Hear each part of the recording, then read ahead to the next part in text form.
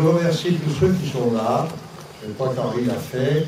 Je remercie évidemment les élus nationaux, François Hollande, qui représente le Parti socialiste national.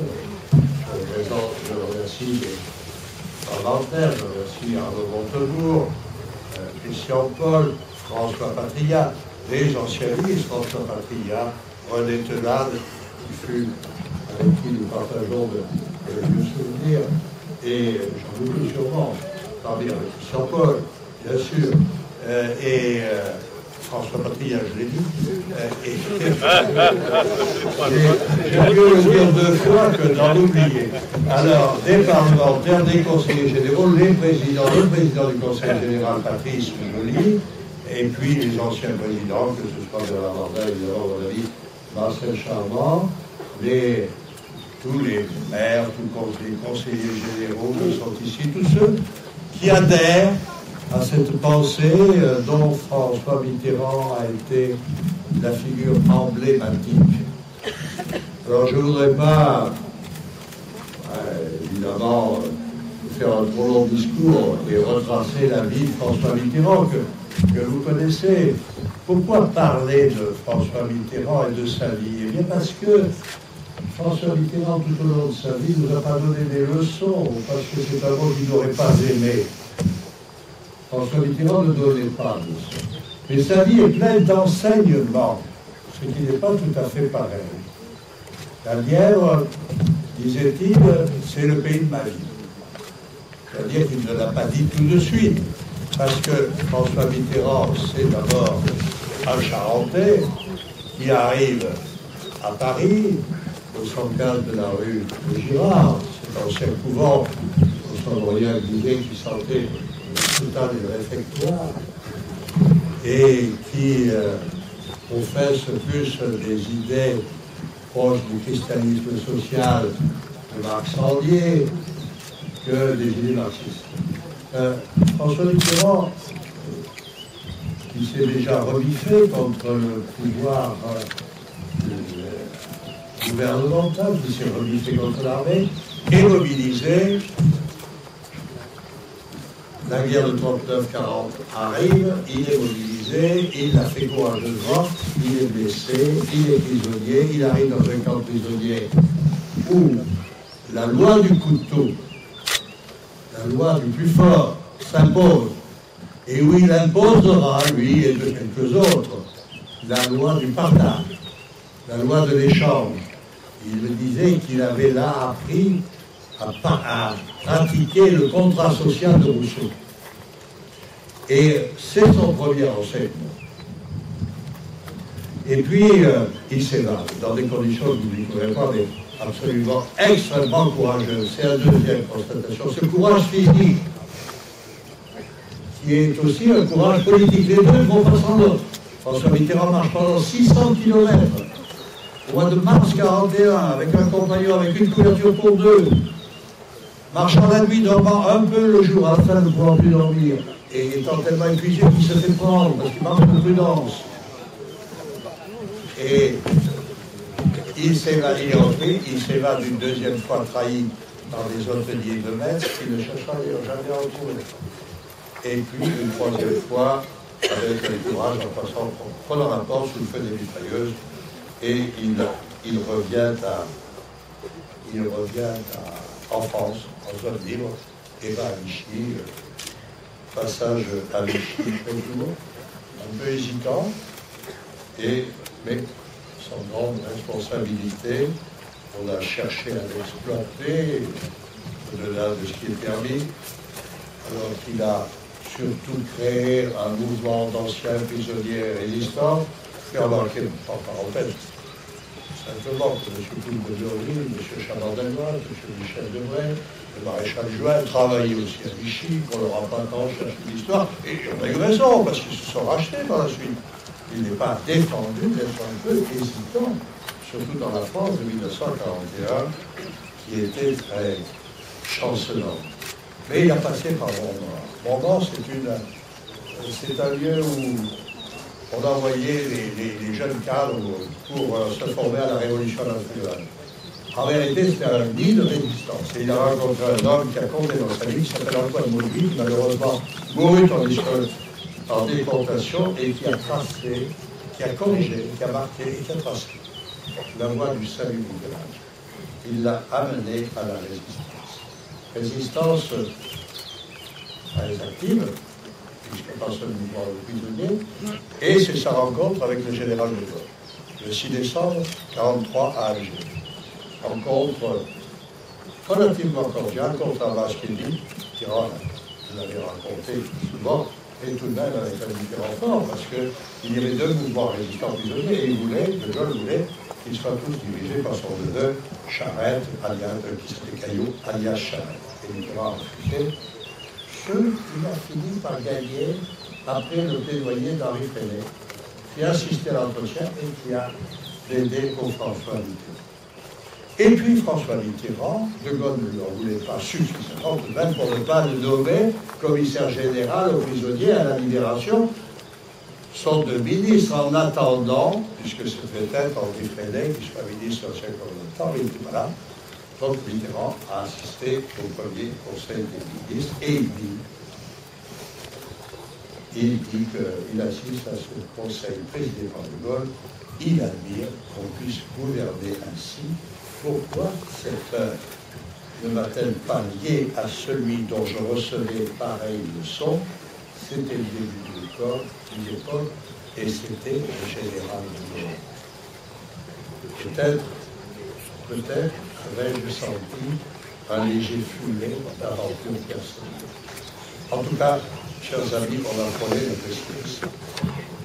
Alors il est entré en politique dès le retour de Freinet, il se présente à Paris, il est battu à la constituante du printemps 46, et il revient voir le pape, le patron du radicalisme, qui n'osait plus dire son nom, il s'appelait le RGR, plus dire son nom parce qu'on l'accusait de la défaite de 1939, on l'accusait de parti radical d'avoir été au pouvoir à ce moment-là, et François Hollande dans recueil, il faudrait dire, je suis né dans son canton.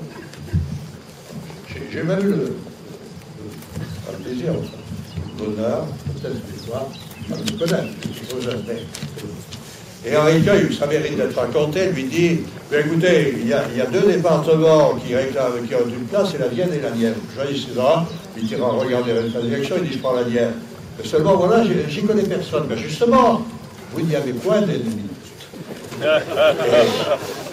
Et il ajoute, Henri Cueil, qui était un homme d'esprit, il dit, allez dans la Nièvre, on vous offre une place, c'est pas s'il n'y en a pas, et vous réussirez si vous écoutez tout le monde, et d'en faire que votre tête. Ce qu'il fit, et il fut élu, après avoir fait sa liste au dernier moment, il lui des démêlés que le préfet qui ne voulait pas la recevoir, il disait, vous êtes un trouble-fait, vous êtes venu pour troubler le jeu, je ne veux pas de votre liste, elle se dépose trop tard.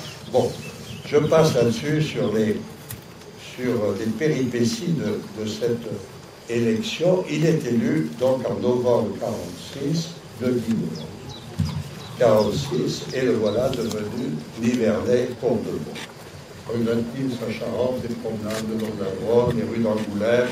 Il en garde sur moi un peu de nostalgie, mais François Mitterrand n'était pas l'homme d'un seul paysage, il aimait la diversité du paysage. Il admirera Vézelay, il passera des après-midi entières. Il admirera le Morvan d'ici, du haut du Calvaire. Il fera de Bibrac un site européen. En vérité, il aimait la France, toute la France. Et je le cite, j'ai une conscience instinctive de la France, et profonde. L'âme de la France, inutile de la chercher, elle m'habite. Les terres vendéennes seront son fiel, il déroulera sa carrière sans grands obstacles. On l'a vu ambitieux. François Aurillac disait Rastignac, non.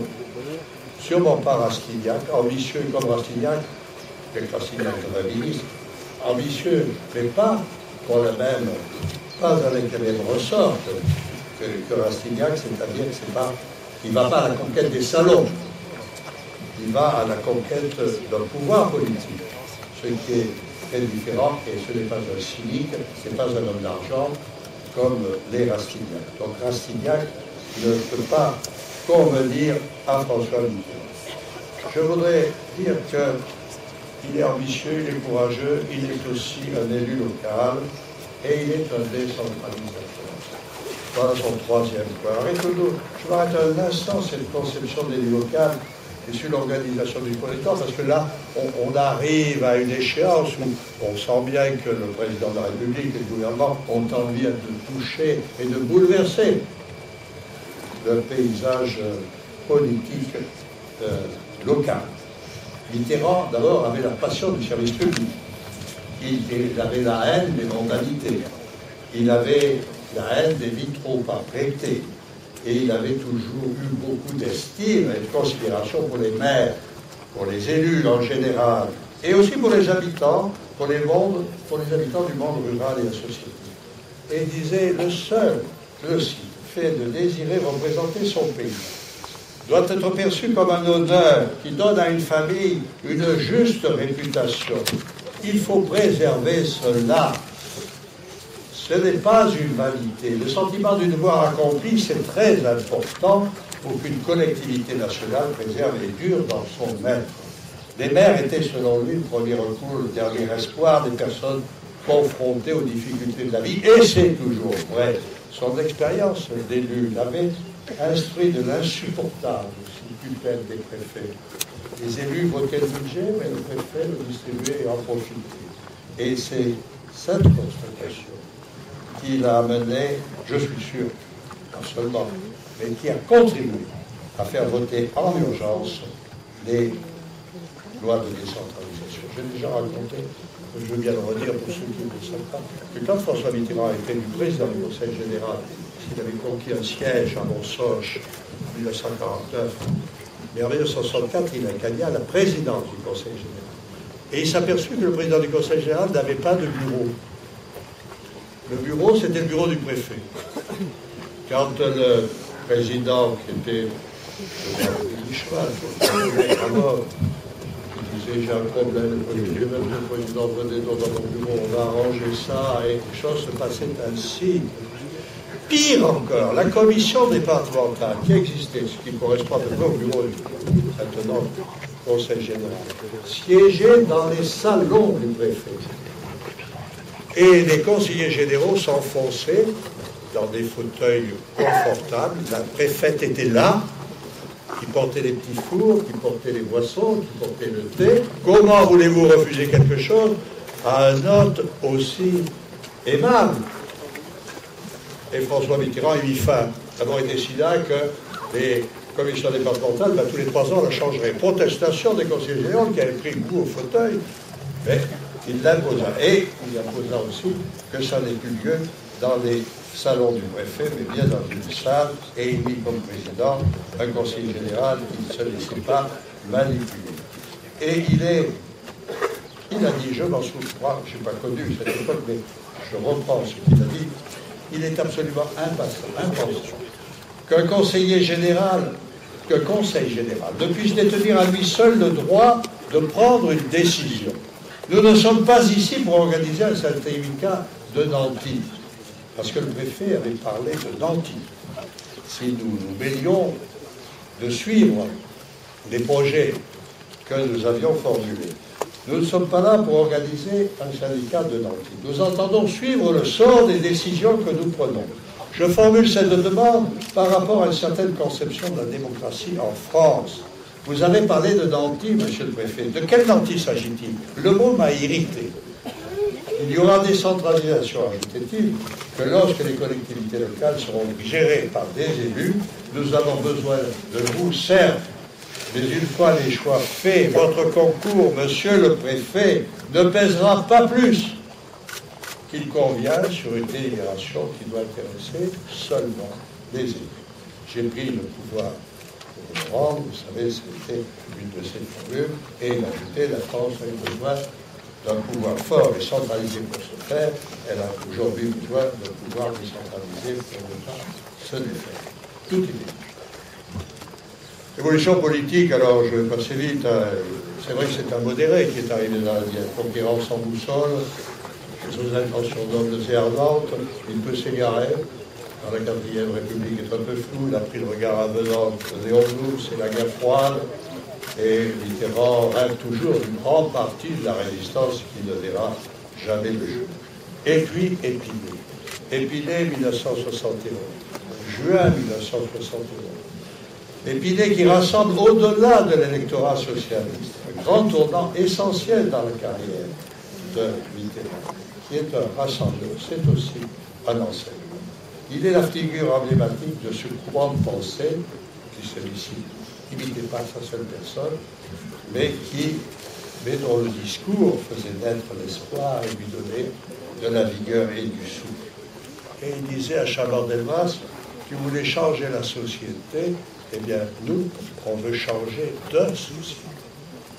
Puis, la victoire de mai, la plus acerbe des critiques assez vulgaires, avec surtout le traducteur, Chirac qui prétend qu'il aurait 32 ans, et même Jean-Paul Sartre qui dit pire que De Gaulle. Mitterrand ne représente la gauche que dans la mesure où il en exprime la déliquescence. Mais Mitterrand, il est convaincu qu'il est taillé pour ça. Il a tous les talents pour cela. Il a tous les talents pour arriver à une haute fortune politique. Riche en dons, fertile en vue, en ressources, en ressorts, maître en tactique, et le cœur au-dessus de tous les pays. Il mettait, disait Jean Lacouture, et je reprends cette phrase, l'opiniâtreté gaulienne au service de l'idéal gaulliste.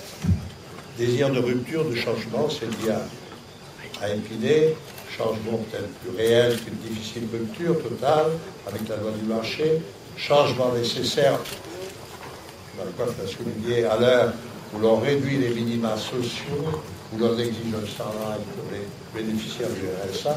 Bref, un changement toujours d'actualité. Chaque fois que la droite est en main, il faut imposer un changement. Et en 81, les attentes étaient immenses. Le SMIC, les allocations familiales, le minimum vieillesse augmenté, la retraite à 60 ans, la semaine de 39 heures, les congés payés portés à 5 semaines, les lois au roux, les nationalisations qui sont vers des pans entiers de notre économie et qui ne sont peut-être pas si dépassées. Si vous regardez de près, vous apercevez qu'en Angleterre, en Allemagne, en Hollande, elles sont encore de mise. Et bien sûr, décentralisation dont j'ai parlé tout à l'heure, je viens de dire.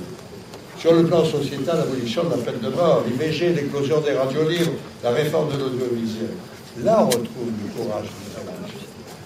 En 81, le franc est attaqué, vous le savez, et évidemment, après deux évaluations successives, il y a une sorte de conversion à l'économie de marché qui ne fut pas un renoncement, mais une adaptation à une nécessité économique et sociale. Mitterrand fait le choix d'une politique radicale pour restaurer la compétitivité économique de la France et surtout pour lui éviter de sortir des mécanismes de solidarité européens. Ce moment même, s'il choisit de s'éloigner du programme commun et celui où il permet de voir le jour un réalisme politique, ce réalisme, c'est aussi un point important, un enseignement Mitterrand. Réalisme politique et idéalisme politique sont conciliables, puisque le réalisme politique permet de poursuivre l'idéal politique. Il n'y a là aucune ambiguïté, simplement une ambiguïté qui pourrait être apparente.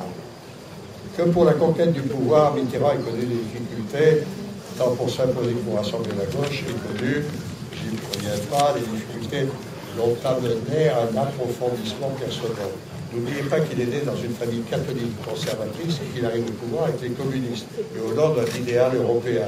Il donne la gauche d'une culture de gouvernement en s'engageant dans la voie du réalisme politique, comme je viens de le dire, sans aucun reniement, par une évolution nécessaire. Ce qui peut sembler étrange devient cohérent, et de cette cohérence naît une force politique, un facteur d'unité nationale qui lui donnera une stature politique d'homme d'État.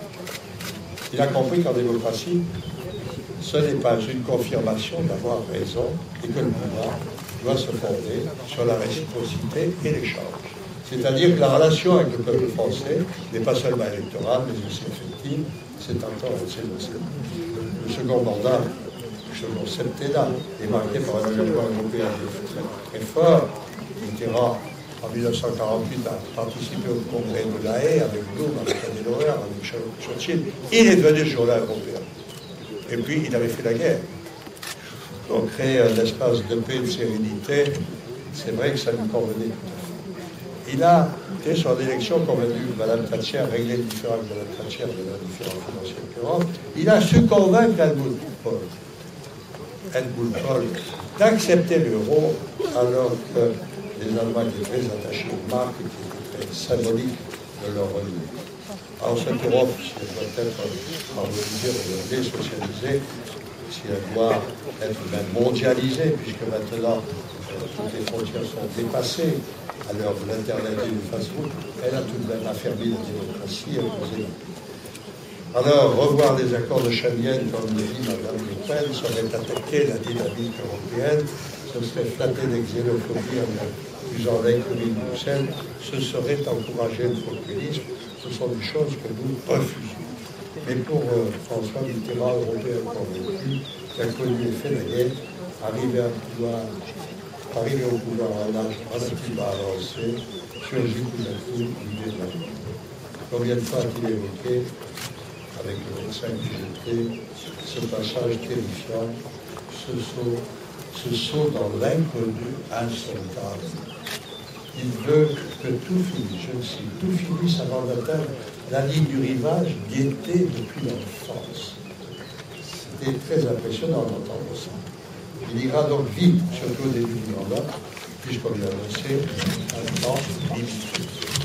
Quand on l'a connu, chers amis, il est en été d'ailleurs, quand vous l'avez connu, quand on l'a connu si humain, si bienveillant, si conciliant, si éloigné du polémiste acerbe à la plume trempée dans le vitriol, nécessité oblige.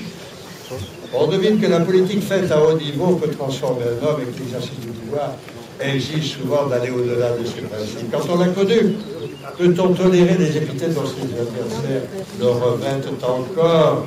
Je les ai toujours trouvés ignobles, venus de la bourgeoisie, des traîtres par excellence, insaisissable, machiavélique, florentin, cynique, intrigant, manipulateur, menteur. Pas menteur, secret plutôt. Il est interdit de ne pas se livrer complètement devant des gens qui ne recherchent que motif en rédigeant cette année.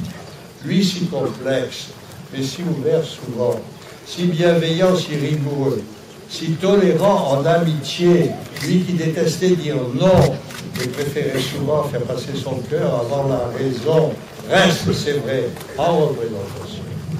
L'homme au regard froid et distant, il fallait comprendre que cet homme avait souffert et que seul l'orgueil, la volonté, le réconfort de quelques amis l'avaient empêché de songer. Il avait connu la haine, essuyé l'injure, subi le mépris, les complots, les provocations, la calomnie qui laisse toujours sa marque, même si le succès de la courageuse campagne de 65 l'avait absous et fait taire pour un temps les plus noires médisances. Fallait-il mal le connaître pour ne pas découvrir tout ce que sa personnalité recelait d'indulgence, de générosité et d'humanité? Et comment sa séduction aurait-elle pu opérer si toutes ces qualités n'avaient pas été ressenties et ne nous avaient pas pénétrées? Je crois au contraire qu'il fallait qu'il nous aime beaucoup pour que nous le regrettions tant et pour qu'il nous manque tant. Mais comment aurait-il pu prétendre à la magistrature suprême s'il avait manqué d'habileté, d'autorité, d'obstination, s'il n'avait pas eu le sens de l'organisation, s'il n'avait pas été rompu aux manœuvres tactiques? Chers amis, ce qui est passé est passé. Le passé est faible parce qu'il est grave, mais il est fort parce que personne ne pourra nier son existence. La pensée des autres, leur enseignement, se transmet par leurs paroles. L'image que nous faisons de nous-mêmes est pour une part construite par celle que se font de nous les autres. Je sais qu'il a dit, j'aurais vraiment réussi lorsqu'un ou une socialiste succédera. Je crois, chers amis, que le moment est venu de lui faire ce cadeau. Il est là, à notre portée. Participons tous, donc, demain, à la grande victoire, à celle qui nous fera vivre un nouveau dîner. Ce nouveau dîner 2012, c'est demain.